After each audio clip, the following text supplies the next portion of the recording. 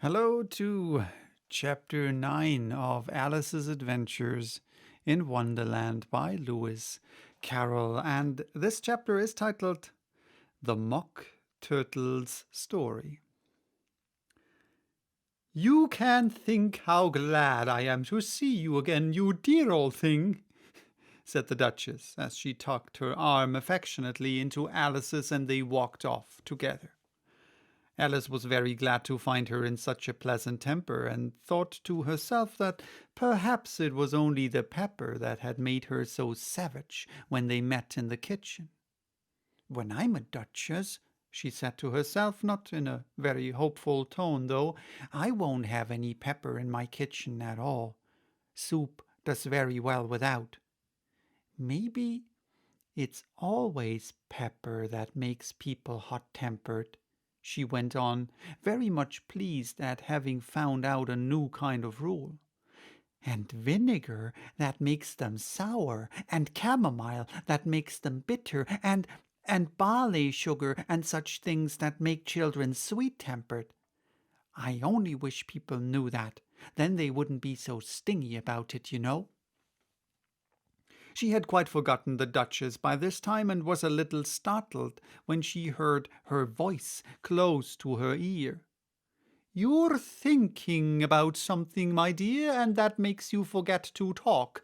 I can't tell you just now what the moral of that is, but I shall remember it in a bit." "Perhaps it hasn't one," Alice ventured to remark. "Tut, tut, child," said the Duchess. "Everything's got a moral if you can only find it." And she squeezed herself up closer to Alice's side as she spoke. Alice did not much like her keeping so close to her, first because the Duchess was very ugly, and secondly because she was exactly the right height to rest her chin upon Alice's shoulder, and it was an uncomfortably sharp chin. However, she did not like to be rude, so she bore it as well as she could. "The game's doing on rather better now," she said, by way of keeping up the conversation a little. "'Tis so," said the Duchess, "and the moral of that is, oh, 'tis love that makes the world go round." "Somebody said," Alice whispered, "that it's done by everybody minding their own business." "Ah, well, it means much the same thing," said the Duchess, digging her sharp little chin into Alice's shoulder as she added, "and the moral of that is, take care of the sense, and the sounds will take care of themselves." How fond she is of finding morals in things, Alice thought to herself. "I dare say you're wondering why I don't put my arm round your waist," the Duchess said after a pause. "The reason is that I'm doubtful about the temper of your flamingo. Shall I try the experiment?" "He might bite," Alice cautiously replied, not feeling at all anxious to have the experiment tried. "Very true," said the Duchess. "Flamingos and mustard both bite. And the moral of that is, birds of a feather flock together." "Only mustard isn't a bird," Alice remarked. "Right as usual," said the Duchess. "What a clear way you have of putting things." "It's a mineral, I think," said Alice. "Of course it is," said the Duchess, who seemed ready to agree to everything that Alice said. "There's a large mustard mine near here, and the moral of that is, the more there is of mine, the less there is of yours." "Oh, I know," exclaimed Alice, who had not attended to this last remark.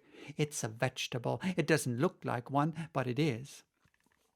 "I quite agree with you," said the Duchess, "and the moral of that is, be what you would seem to be. Or, if you like to put it more simply, never imagine yourself not to be otherwise than what it might appear to others that what you were or might have been was not otherwise than what you had been would have appeared to them to be otherwise."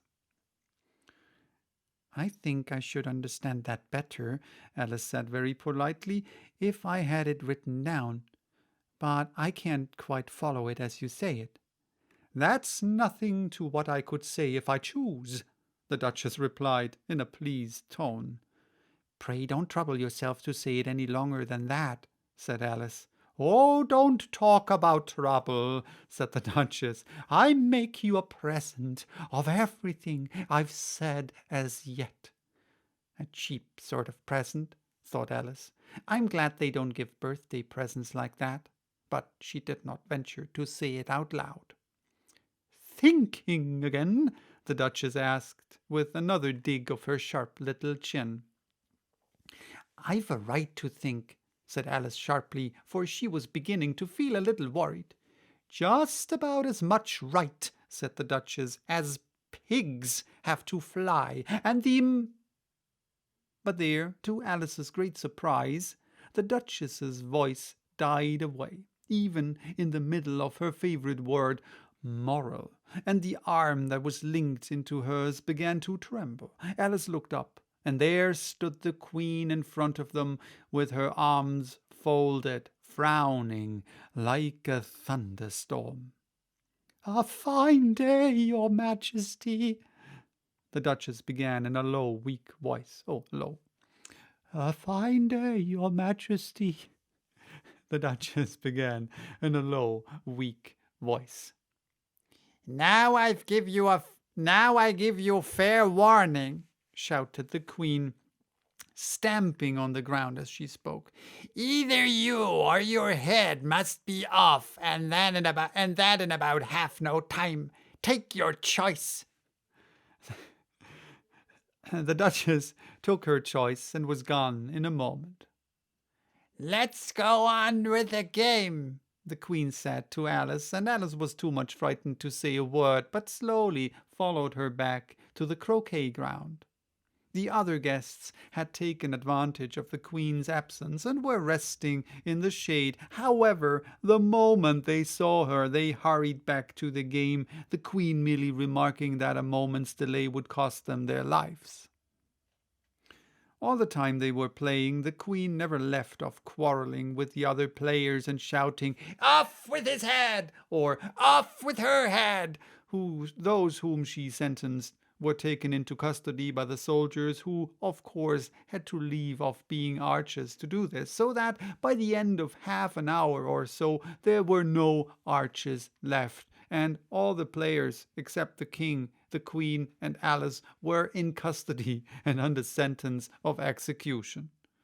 Then the Queen left off, quite out of breath, and said to Alice, "Have you seen the mock turtle yet?" "No," said Alice. "I don't even know what a mock turtle is."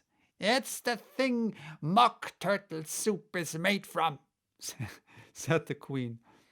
"I never saw one or heard of one," said Alice. "Come on, then," said the Queen, "and he shall tell you his story." As they walked off together, Alice heard the King say in a low voice to the company generally, "You are all pardoned." "Come, that's a good thing," she said to herself, for she had felt quite unhappy at the number of executions the Queen had ordered. So, that's for the first part of this chapter. Bye-bye. Till next time with the second part.